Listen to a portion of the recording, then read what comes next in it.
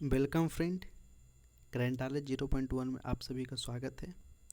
आज हम लोग सिंधु सभ्यता के 50 इम्पोर्टेंट क्वेश्चंस को देखेंगे। 50 ऐसे इम्पोर्टेंट क्वेश्चन हैं जो बहुत बार किसी न किसी परीक्षा में पूछा गया है। तो आज हम उन सभी प्रश्नों का इसमें डिस्कस करेंगे। आइए देखते हैं आज का पहला प्रश्न। हड़प्पा सभ्यता का सर्वाधिक मान्यता प्राप्त काल कौन सा है? यानी ये पूछ रहा है कि हड़प्पा सभ्यता का जो है वो खुदाई कब हुआ था। तो 2500 ईसा पूर्व से 1750 ईसा पूर्व तक। किस पदार्थ का उपयोग हड़प्पा काल की मोहरों के निर्माण में मुख्य रूप से किया गया था? तो वो सेलखड़ी का किया गया था। किसका? सेलखड़ी का। सिंधु घाटी सभ्यता के लोगों का मुख्य व्यवसाय क्या था? तो मुख्य व्यवसाय इनका व्यापार था, लेकिन ये कृषि और पशुपालन भी करते थे। तो मुख्य व्यवसाय व्यापार। हड़प्पा सभ्यता के निवासी कैसे थे? तो शहरी थे ये। हड़प्पा किस वस्तु के उत्पादन में सर्वप्रथम था? कपास। कपास के उत्पादन में यह सर्वप्रथम था उस समय। हड़प्पा कालीन समाज किन वर्गों में विभक्त था? तो 4 वर्गों में यह बटा हुआ था: शिकारी, पुजारी, किसान और क्षत्रिय। सिंधु सभ्यता का सर्वाधिक उपयुक्त नाम क्या है? तो इसका जो है सर्वाधिक उपयुक्त नाम सिंधु घाटी सभ्यता होगा, जबकि इसको मोहनजोदड़ो सभ्यता, हड़प्पा सभ्यता भी कहते हैं, सिंधु सभ्यता, लेकिन सही नाम सिंधु घाटी सभ्यता। हड़प्पा के मिट्टी के बर्तनों पर सामान्यतः किस रंग का उपयोग हुआ था? तो लाल रंग का हुआ था। सिंधु घाटी के लोग किस पर विश्वास करते थे? तो ये लोग मातृशक्ति पे विश्वास करते थे, कर्मकांड इन सबों पे नहीं। और ये लोग पशुपति की पूजा भी करते थे। किस पशु के अवशेष सिंधु घाटी सभ्यता से प्राप्त नहीं हुआ? तो शेर का जो है वो नहीं, और गाय का भी नहीं हुआ है, लेकिन उसके जो मोहरों पर है वो एक सींग वाले जानवर का है, ज़्यादा मिला है। हड़प्पा कालीन स्थल में अभी तक किस धातु की प्राप्ति नहीं हुई? तो लोहा। तो उस समय के लोग लोहा के बारे में जानकारी नहीं थे, उनके पास लोहे की कोई जानकारी नहीं थी, जबकि सोना, चांदी, तांबा का जानकारी था। सिंधु सभ्यता का बंदरगाह कौन था? तो लोथल। ये लोथल का है गुजरात में, और किस नदी पर? भोगवा नदी में स्थित है। किस हड़प्पा कालीन स्थल से नृत्य मुद्रा वाली स्त्री की कौन सी मूर्ति प्राप्त हुई है? कांसे की मूर्ति प्राप्त हुई है। कांसे की मूर्ति प्राप्त हुई है मोहनजोदड़ो से।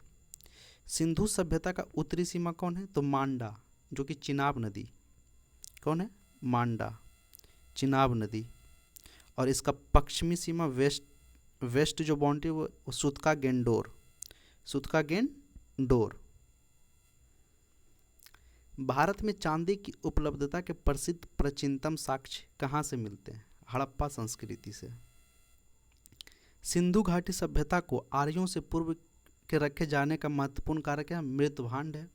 और ऐसे भी सिंधु घाटी सभ्यता शहरी सभ्यता थी, जबकि आर्य जो थे तो वो वैदिक काल था, तो वहाँ गांव का ज़्यादा ग्रामीण था वो। सिंधु सभ्यता किस युग से संबंधित है? तो आद्य ऐतिहासिक काल, आद्य ऐतिहासिक युग या काल से संबंधित है। सिंधु घाटी सभ्यता गैर आर्य थी, क्योंकि तो अभी हमको पहले भी बोले कि इसलिए था क्योंकि वो नगरीय सभ्यता, जबकि आर्य जो आए थे वो वैदिक सभ्यता थी, तो वो ग्रामीण थी। हड़प्पा में जूता हुआ खेत का साक्ष्य कहाँ मिला? कालीबंगा, जिसका अर्थ होता है काली मिट्टी की चूड़ी, ये आपको राजस्थान में है। गोदावार कहाँ मिला है? लोथल में, भोगवा नदी के किनारे स्थित है। यहाँ से युगल सावधान भी मिला है, और यहीं से फारस की मोहरें भी मिली है, जिससे पता चलता है कि हड़प्पा काल में जो है वो विदेश से व्यापार होता था, विदेशी व्यापार होता था। हड़प्पा किस नदी के किनारे अवस्थित है? रावी नदी के। रोपण, रोपण किस नदी के किनारे अवस्थित है? जी नहीं, ये कालीबंगा जो था वो रोपण नदी के किनारे अवस्थित था। किस कालीबंगा किस नदी के किनारे अवस्थित है? तो घग्गर नदी, कालीबंगा घग्गर नदी। विशाल स्नानागार किस पुरातत्व स्थल में पाया गया? तो मोहनजोदड़ो। विशाल स्नानागार जो वो मोहनजोदड़ो में पाया गया है। कौन सी सभ्यता नील नदी के तट पर पनपी? तो ये मिस्र की सभ्यता थी। मिस्र की सभ्यता जो है वो नील नदी के तट पर जो है वो पनपी थी, यानी इसका जो उद्भव हुआ या आप जो कर लीजिए, तो वो कहाँ पे हुआ था, तो नील नदी। कहाँ पे? नील नदी पे। और रोपड़ जो है ये सतलुज नदी के किनारे है। रोपड़ सतलुज नदी। राखी गढ़ी कहाँ स्थित है? हरियाणा। जबकि मांडा जम्मू कश्मीर, ये उत्तरी सीमा थी। सिंधु सभ्यता के विकसित अवस्था में निम्नलिखित में से किस स्थलों से घरों में कुएं का अवशेष मिला? तो मोहनजोदड़ो, पुरोहित आवास, विशाल स्नानागार, अन्नागार, मोहनजोदड़ो में मिला है।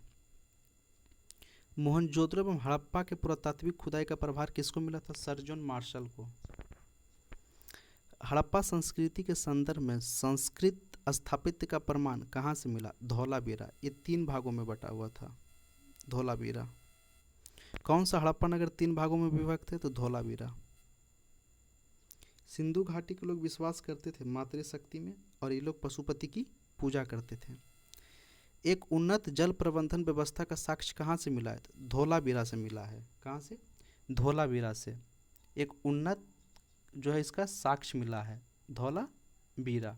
अब बताइएगा कि कौन सा शहर था जहाँ से कि घर के पीछे जो सोख्ता का निर्माण मिला है, यानी वहाँ पे आप कह सकते हैं कि पानी की जो निकलने की अच्छी व्यवस्था नहीं थी, तो इसलिए वहाँ पे बना दिया गया था सोख्ता।